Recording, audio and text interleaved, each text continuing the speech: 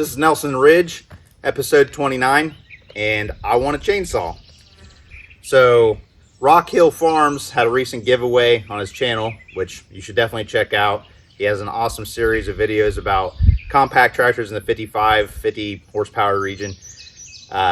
He really details those. But anyway, he was giving away a chainsaw, which is a 68cc Proyama, which comes with the 20 and 24-inch bars.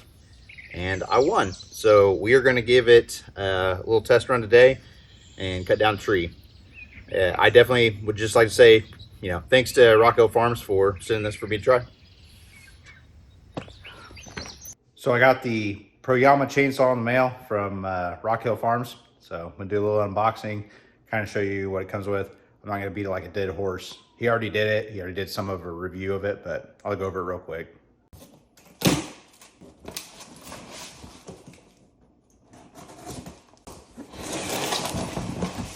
So this package comes with a 24-inch bar, 20-inch comes with it as well.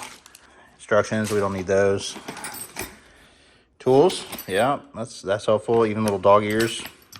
Got some chains, which I'm gonna probably need to buy some more of these bad boys. Ears, which is kind of cool.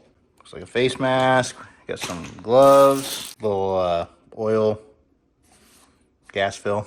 Front plate and a safety. Chainsaw. Another chain for the other bar. And a little scabbard. So nice, new and pretty, which unfortunately they do not stay long when you actually use them. Right here, PCS 68cc saw. It's actually, I'm excited to run it. It'll actually be the most powerful saw I've ever run. The next most powerful saw was Dad's 455 Rancher when it still worked. So the first project with this new saw is going to be cutting down this type of birch. Not exactly sure what kind of birch it is. But this tree was definitely damaged when we burned down the house. And it's also going to be in the way of when we start to work out this basement more. I probably would have taken it out anyway because it is a very funky tree. And I don't know that it was really healthy before it got damaged by the fire.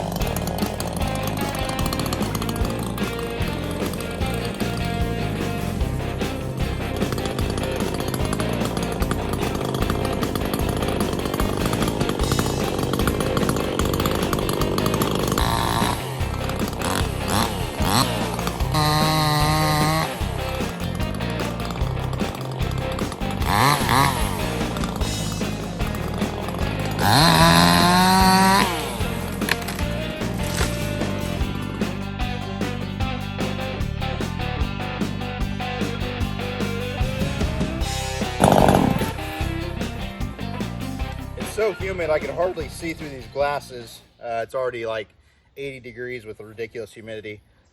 But this thing has a lot of power. I'm not used to big chainsaws because most of what we do is brush. So 16, 18-inch bars. Obviously with this thing being able to handle a 20 and 24-inch bar with 68 cc's, it's very powerful.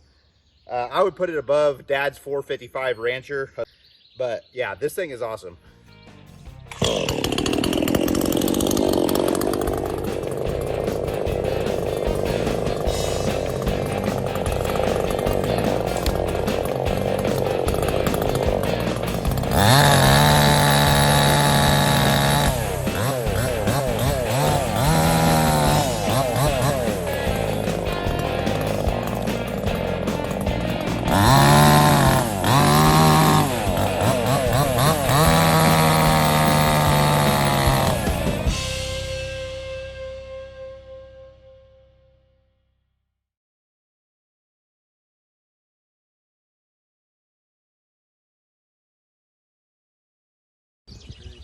Saw that. Doesn't surprise me. It's all rebuilt. What did it?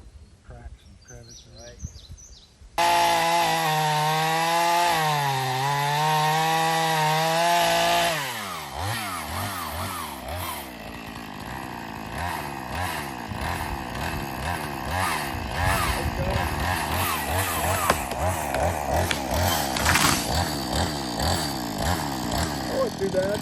That worked. I just kind of worried about how funky it was going to be. Right, it was really goofy to cut through.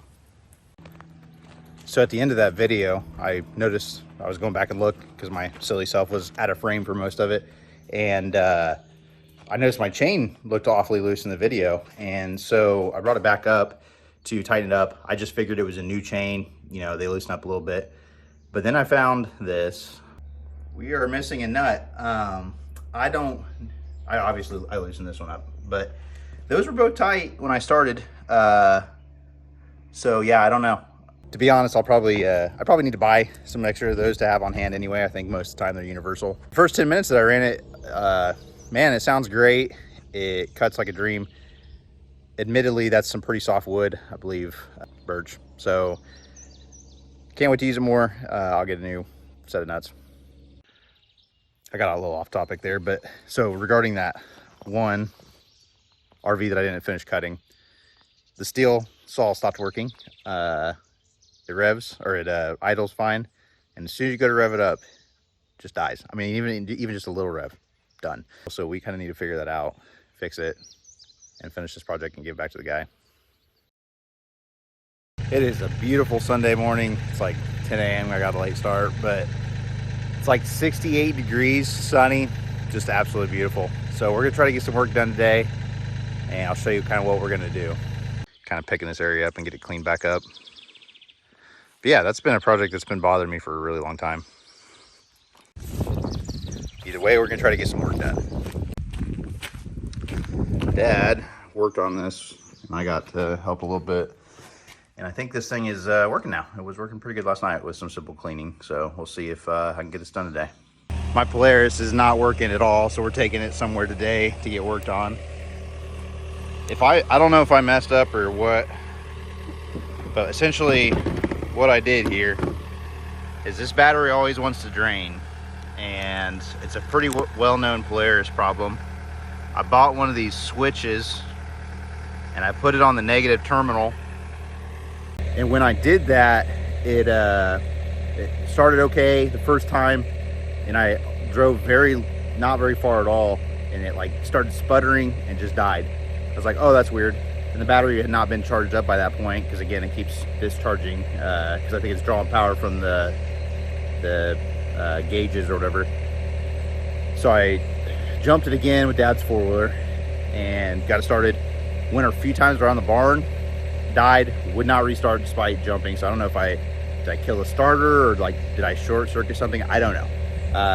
What I read online is that you could buy these switches, put it on the negative, and kill the circuit. I don't understand this stuff. That's why I'm gonna take it in. You tell me if I'm doing something wrong here. See if this piece of junk can't get fixed.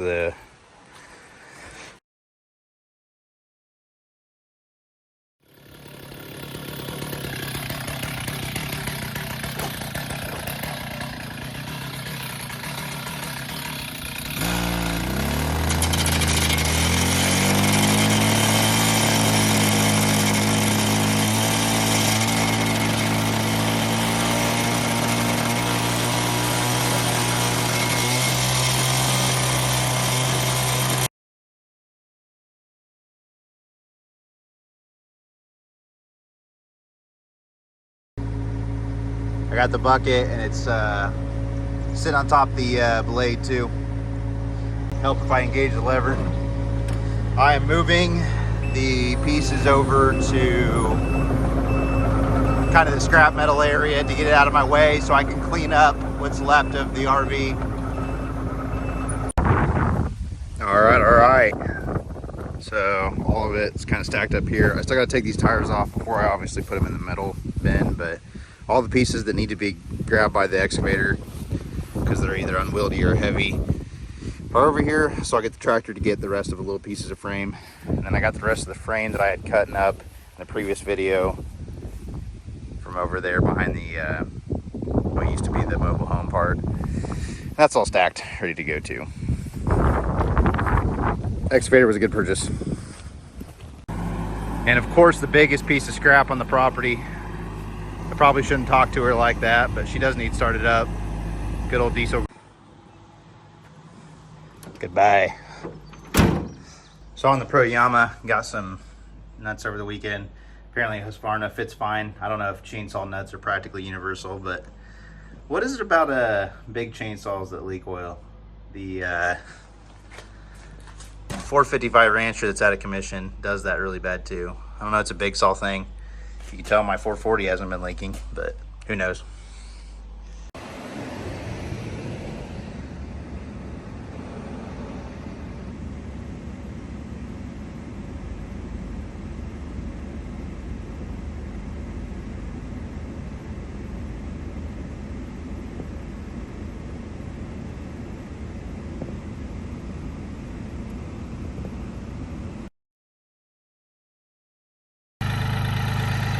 Got the back blade on, bucket, so I can use both ends to start to condense this pile, make it all in one big pile of junk, and then figure out what I'm gonna do with it. Yesterday we got most of the scrap metal out of it, so this is just what remains of the RVs, is a bunch of junk.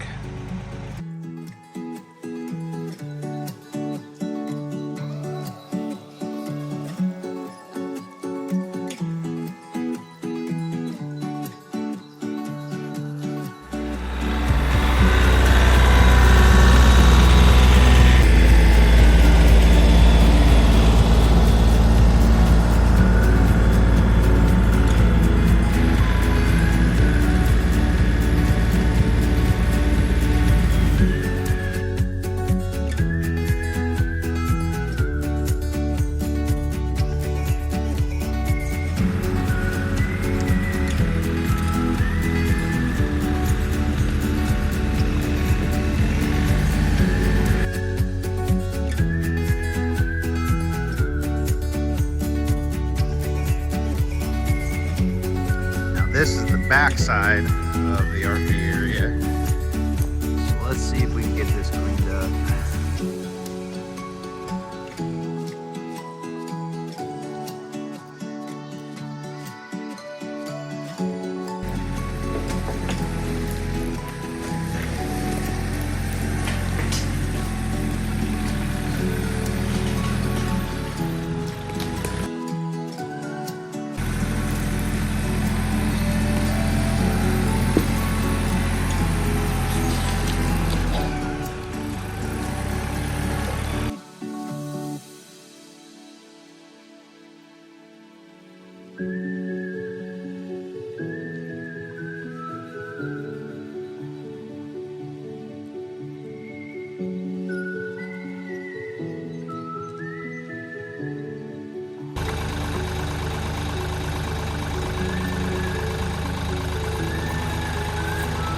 So what just took me maybe 20 minutes on the tractor would have taken probably hours just to pick up individual pieces. Of course, there's places where I can't quite get to with the tractor, like under those pines, but I would say that's quite a bit better. Now I just have to figure out what to do with these piles. I see a lot of the tractor dudes say that they're not a big fan of the rear blade. And it's not a great tool for a lot of things, but it does just good enough for many different things. I think it's a great tool. And they're really not that expensive. Like, they're cheaper than a box blade, they're cheaper than a land plane. They're pretty multi-use. I like it. We put it all in piles, and then I pushed it into the backhoe bucket, or Dad would grab it with the backhoe bucket and take it to the ravine. Some of the just trash he took to a trash pile, but it's pretty well cleared out where the RVs used to be.